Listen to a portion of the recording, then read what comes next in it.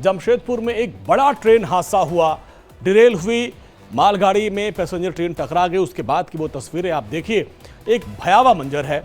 ये तस्वीर आप देखिए, पिछले अगर हम 10 दिनों की बात करें, 10 से 15 दिनों में करीब 3 से 4 ऐसी घटनाएं सामने आई। अब लोग सवाल करने लगे हैं कि आखिर उनकी यात्रा कितनी सुखद है, कितनी सुरक्षित है। यूपी में हुआ, उसमें कई लोगों की मरने की खबर, इसके बाद बिहार, समस्तीपुर और अब झारखंड की तस्वीर आप देखिए। ये ट्रेन रेल हो गई, कई पटरी जो डिब्बे थे पटरी से बाहर उतर गए, करीब 10 से अधिक जो डिब्बे थे वो पटरी से बेपटरी हो गए। इसके बाद सवाल उठने लगे। झारखंड के जमशेदपुर में सुबह करीब 3:43 पर 12-810 मुंबई हावड़ा मेल पहले डिरेल हुई, मालगाड़ी से टकरा गई। घटना के बाद मेल की करीब 18 बोगियां पटरी से उतर गई।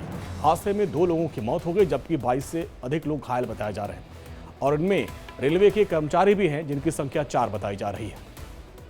पैसेंजर ट्रेन का इंजन डिरेल मालगाड़ी की बोगी से टकरा गया और इसमें ट्रेन के 18 डिब्बे पटरी से उतर गए।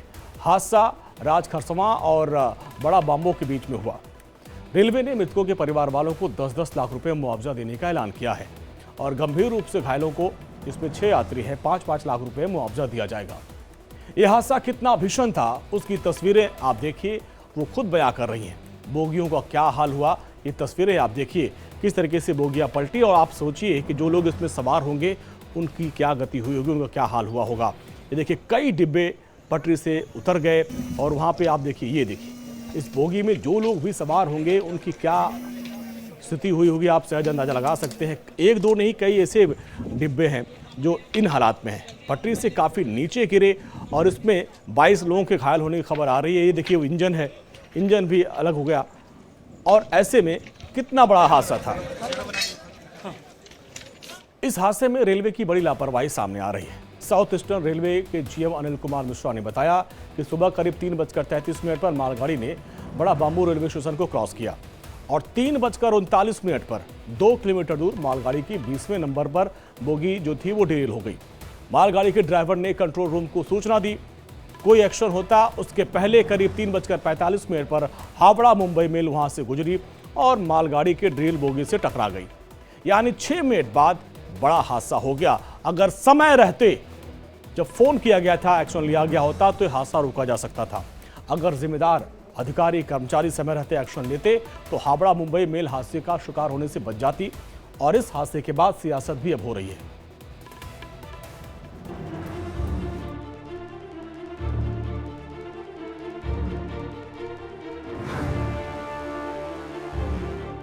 सुबह झारखंड के सरायकेला खरसावां जिले में 12 बांबू के पास हावड़ा मुंबई मेल में कम से कम 18 डिब्बे पटरी से उतर गए, जिसमें 2 लोगों की मौत हो गई, 20 लोग घायल हो गए। बड़ा ही दुखदायक घटना है और काफी लोगों को चोट लगी है, कुछ लोगों की मृत्यु भी हुई है और अभी गैस कटर से काटा जा रहा है और काटने के बाद पता चलेगा कि फिर अंदर में कितने लोग जख्मी हुए हैं या मृत्यु हुई है। लेकिन काफी बड़ी घटना है और इतनी जोर की आवाज थी कि क्या बताएं, बहुत जोर की आवाज थी। आईआईटी डिग्री वाले रेल मंत्री और रेलवे कवच प्रणाली का दावा फेल होता नजर आ रहा है। महज 13 दिन में 7 दुर्घटनाओं ने विपक्ष को बैठे बिठाए मुद्दा दे दिया। कांग्रेस, समाजवादी पार्टी और तृणमूल कांग्रेस समेत विपक्षी दल हमलावर नजर आए।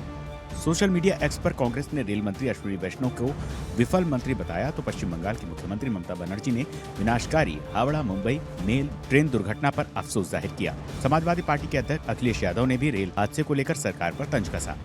अभी कुछ दिन पहले पेपर लीक रिकॉर्ड चल रहा था, परीक्षाओं के पेपर लीक हो रहे थे, उसका भी रिकॉर्ड बनने जा रहा है और लगता है उसी के पीछे पीछे ट्रेन के एक्सीडेंट का भी रिकॉर्ड बनने जा रहा है। आखिरकार सरकार जो दावा करती है सिक्योरिटी एंड सेफ्टी का और इतना बड़ा बजट उनके पास है, उसके बाद भी एक्सीडेंट क्यों हो रहे हैं, आम लोगों को सुविधाएं क्यों नहीं मिल रही हैं, जिन जान जा रही है, जो आज एक्सीडेंट हुआ है, जान जाने वालों की सरकार मदद करे और भविष्य में ऐसे एक्सीडेंट ना हो, कम से कम इसके लिए कोई पुख्ता इंतजाम सरकार करे। जो ट्रेन के हादसात आए दिन हो रहे हैं, इसको नेचुरल नहीं बोल सकते हम। इसमें गलती है सरकार की, इसमें गलती है वहाँ के जिम्मेदारों की कि हम इन एक्सीडेंट्स को नहीं रोक पा रहे हैं और कभी किसी पर अकाउंटेबिलिटी नहीं होती है। और हो क्या रहा है कि एक्सीडेंट्स में एक तो लोगों की जानें जा रही हैं, लोग जख्मी हो रहे हैं, और नुकसान रेलवेज का भी हो रहा है, जनता का भी हो रहा है।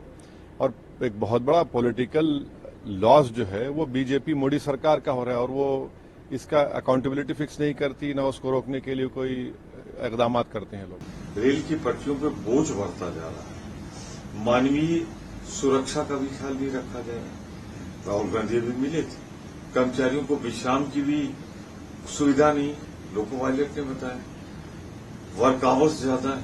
अब तो अति हो गई है। रेल मंत्री वैष्णव जी को इधर उधर की बातें करने की जगह, राहुल गांधी का बयान देखने की जगह पहले रेल मंत्रालय देखें और इस्तीफा दें।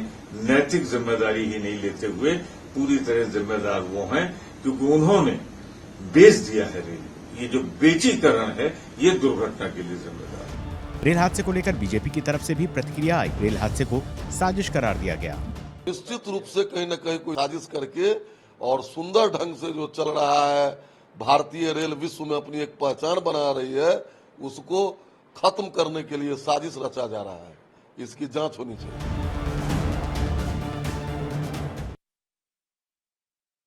अब सवाल वही है कि इस हादसे का जिम्मेदार कौन है, सिस्टम या फिर सिस्टम को चलाने वाले अधिकारी, जिसके पास इस हादसे को रोकने के लिए 6 मिनट का वक्त था। इसके बावजूद यह हादसा रोका नहीं गया। सवाल है, सोचिएगा जरा। अब एक ऐसी खबर जो आज हर एक माँ बाप को देखनी चाहिए, एक ऐसी खबर जो आज हर माँ बाप को परेशान कर सकती है। क्या आपको ब्लू व्हेल गेम याद है, जिसे खेलने वाले कई बच्चों ने टास्क पूरा करने के चक्कर में आत्महत्या कर ली थी? ठीक वैसा एक ऑनलाइन गेम फिर से आ गया है जो आपके बच्चों को खतरे में डाल सकता है। ये जो बिल्डिंग आप देख रहे हैं, वो तस्वीरें आप देखिए, ये वो गेम है। इस गेम में टास्क दिया गया और ये जो बिल्डिंग आप देख रहे हैं, इसी बिल्डिंग से टास्क पूरा करने के चक्कर में एक युवा ने छलांग लगा दी और अब वो हमारे बीच नहीं रहा। 14वीं मंजिल से 16 साल के बच्चे ने जो किशोर था, उसने यहाँ से कूदकर अपनी जान दे दी और इसके बाद कई सवाल खड़े हो गए। अब तक की जांच में बात सामने आई है कि बच्चे ने ऑनलाइन गेम का टास्क पूरा करने के लिए छलांग लगाई थी। परिवार को जिंदगी भर गम देकर वो चला गया। पुलिस ने बच्चे के कमरे से कागज बरामद किया जिस पर पेंसिल से उसके अपार्टमेंट और गैलरी से कूदने वाला पूरा टास्क बना हुआ था। वो तस्वीर आपके सामने देखिए, किस तरीके से पूरा टास्क बनाया गया था। इसी पेपर के लेआउट में लिखा गया था और यही नहीं, गेम की कोडिंग भाषा में कागज में लिखा गया था और उसके कमरे में वो बरामद किया गया है। दरअसल 10वीं में पढ़ने वाला ये बच्चा था। गेम का टास्क पूरा करने के लिए 14वीं मंजिल पर चढ़ा और वहां से उसने मौत की छलांग लगा दी। मामला इसी 26 जुलाई की रात का है, लेकिन गेम के टास्क को पूरा करने के लिए खुदकुशी के एंगल का पता अब चला। 16 साल का उमेश श्रीराव अपनी मां और छोटे भाई के साथ रहता था। 6 महीने से ऑनलाइन गेम वो खेल रहा था। उसको लत लग गई थी। वो गेम खेलने के चक्कर में खाना पीना भी भूल जाता था। घंटों घंटों अपने कमरे में बंद रहता था। 25 जुलाई को भी वो दिन भर अपने कमरे में बंद था। रात को खाना खाने के लिए बाहर आया और फिर कमरे में चला गया और फिर रात में अपने कमरे से निकलकर बिल्डिंग से कूद जाता है। पुलिस को अब ऑनलाइन गेम का टास्क पूरा करने में छलांग लगाने वाली थ्योरी पता चली, क्योंकि उमेश के कमरे से कई ऐसी चीजें मिली। बच्चे का लैपटॉप, मोबाइल समेत सभी गैजेट्स को लेकर साइबर एक्सपर्ट जांच कर रहे हैं ताकि ब्लू व्हेल जैसे खतरनाक इस गेम के बारे में कुछ पता चल सके। ऑनलाइन गेम का टास्क है और इस बच्चे ने अपनी जीवन लीला को समाप्त कर ली। अब आपको सतर्क भी रहना पड़ेगा। दरअसल लॉगआउट नोट में लिखा गया था एक पेपर में, और जिसमें वो टास्क लिखा गया था। बिल्डिंग के 3 डिजाइन मिले, एक पूरा मैप बनाया गया था, सुसाइड कैसे करना था ये भी पूरा बाकायदे कोड भाषा में लिखा गया था। तो आप सोचिए, आपका बच्चा है, ऑनलाइन उसको गेम की लत तो नहीं है, इसको लेकर आपको सतर्क करना पड़ेगा। बाहर खेलने के बजाय ऑनलाइन गेम अगर वो ज़्यादा खेलता है तो आप सतर्क हो जाइए। किसी बात के लिए मना करने पर अगर आपका बच्चा गुस्सा हो जाए तो आप सतर्क हो जाइए।